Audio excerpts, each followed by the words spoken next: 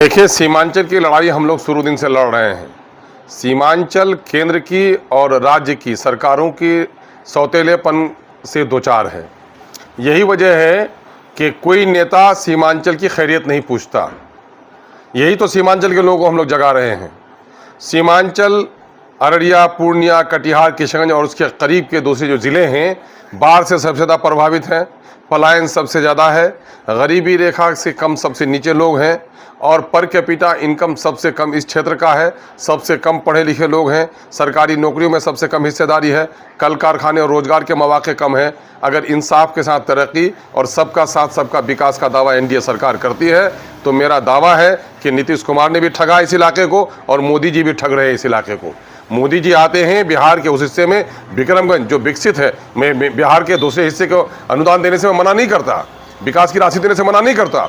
आप वहाँ 50,000 करोड़ का डिक्लेयर करते हैं।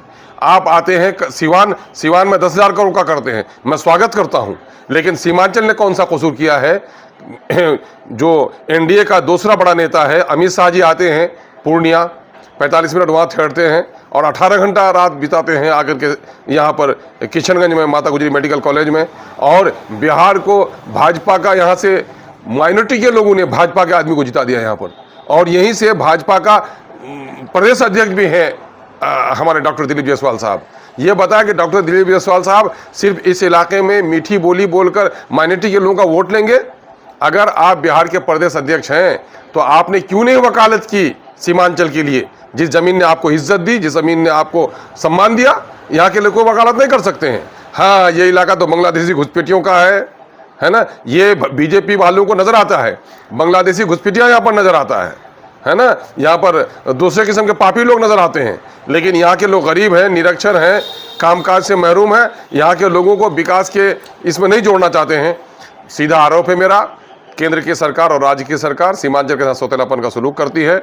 हम माननीय प्रधानमंत्री जी से गुहार लगाते हैं कि बिहार में सबसे ज़्यादा अगर स्पेशल पैकेज की ज़रूरत है तो सीमांचल को है। यही वजह है कि सीमांचल डेवलपमेंट काउंसिल की हम बात करते हैं।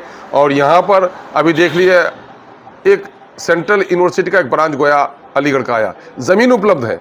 दूसरी जगह ज़मीन खरीद करके आप सेंट्रल यूनिवर्सिटी बना रहे हैं मोतिहारी में, और यहाँ पर ज़मीन उपलब्ध है और आपको राशि देने में दिक्कत हो रही है। तो सीमांचल के लोग क्या बिहार के या भारत के नागरिक निवासी नहीं हैं? सत्ता में जो लोग बैठे हों, इलेक्शन लड़ते वक्त लोग अलग अलग लोगों का वोट लेते हों, लेकिन जब गद्दी पर बैठे हैं तो एक ही नज़र से सारे देश को देखना चाहिए। इसी का नाम न्याय है, इसी का नाम इंसाफ है और इसी का नाम धरती प्रेम है, इसी का नाम भारत माता से मोहब्बत का नाम है।